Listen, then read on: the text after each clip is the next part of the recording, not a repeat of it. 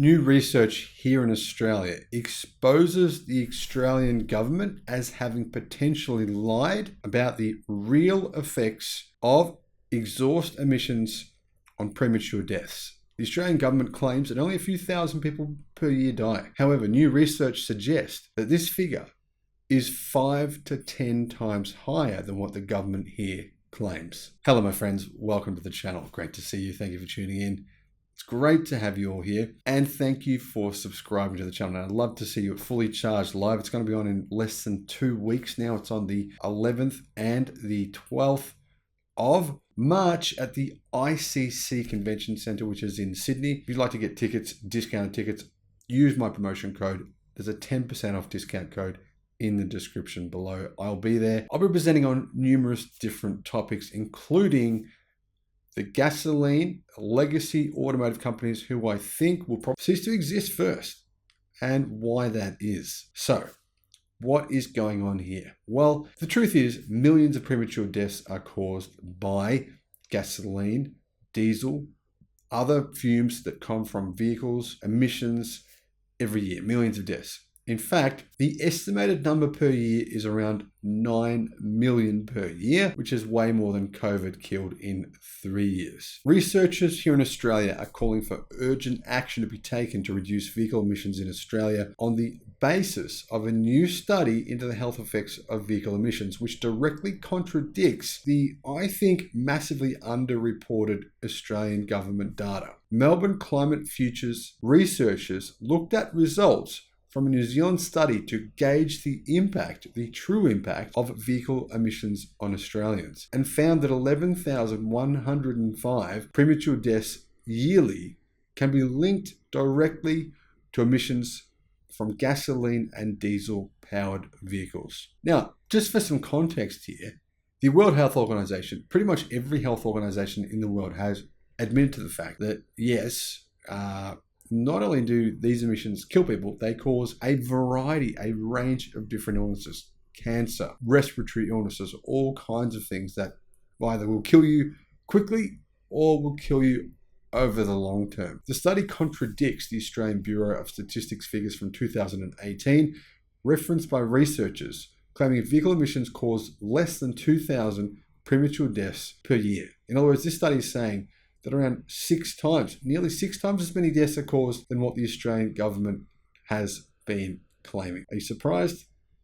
I'm not. Suggestions from researchers aimed at lowering emissions include exhaust testing vehicles already on the road and refusing registration to those who don't meet an acceptable undefined emissions standard. Smog testing aging vehicles isn't unheard of in some American states such as California. I really hope they do this. I hope they do this because you literally in Melbourne, you cannot drive with the window down.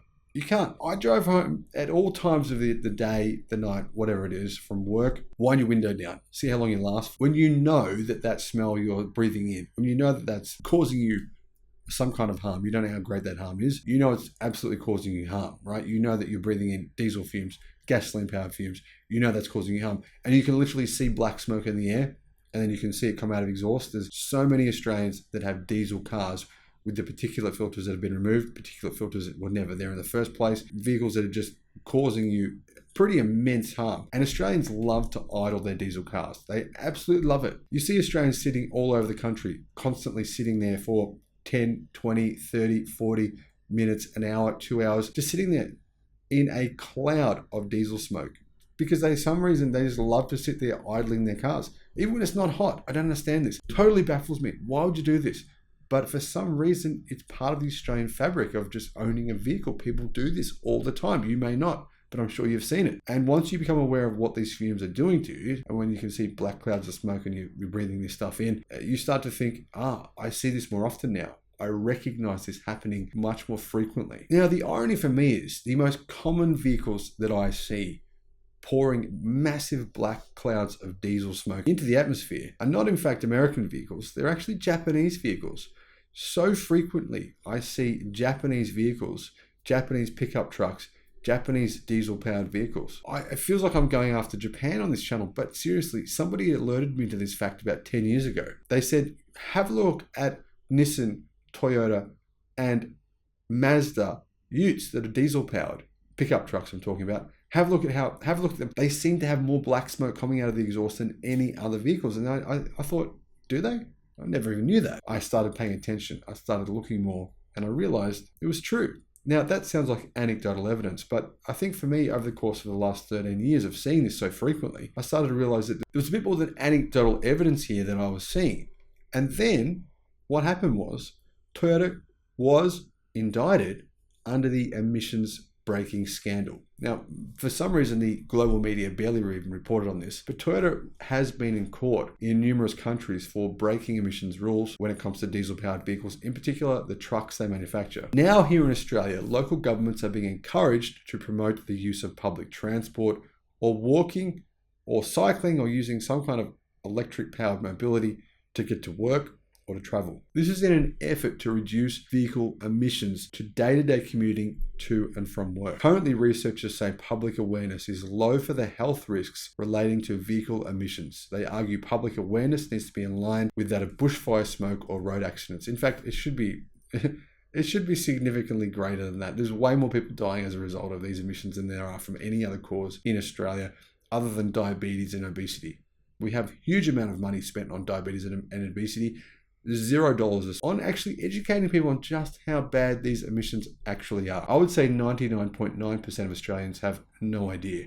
Absolutely no idea. There are short and long-term changes we can make to mitigate the effects of traffic pollution in Australia and dramatically improve health outlooks as well as the economic burden of emissions-related health impacts, said Claire Walters, fellow at Melbourne Climate Futures Academy. The most dangerous parts of vehicle emissions, according to researchers, are fine particulate matter, which can enter the bloodstream and cause inflammation, among other things, and nitrogen dioxide, which is estimated to account for 13% of global pediatric asthma conditions. The researchers say the groups most at risk of developing health issues related to vehicle emissions are unborn children. That's a bit alarming, isn't it? Your unborn child can be affected by this. The elderly, Indigenous Australians, disadvantaged populations, and people with underlying diseases.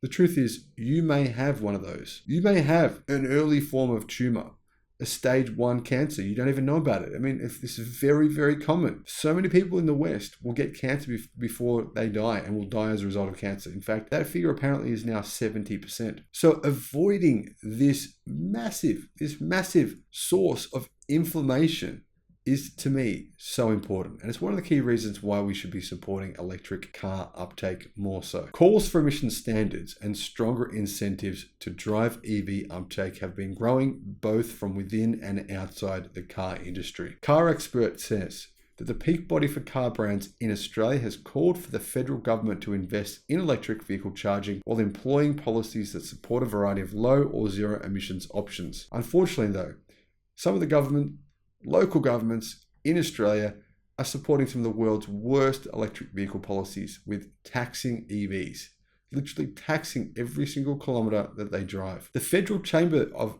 Automotive Industries, or the FCA, last year published a 3-point plan, though, to help bring the car industry in Australia to the end of decarbonisation, the end goal of decarbonisation. It has called for the government to incentivise public, private and fleet vehicle charging and hydrogen modelling. It has called for the government to incentivise public, private and fleet vehicle charging and hydrogen refuelling, and to create other incentives like free parking and charging and access to transit lanes for zero emissions vehicles. Now, my take is investing that money into hydrogen is diabolical, but let me know if you agree or disagree with that comment.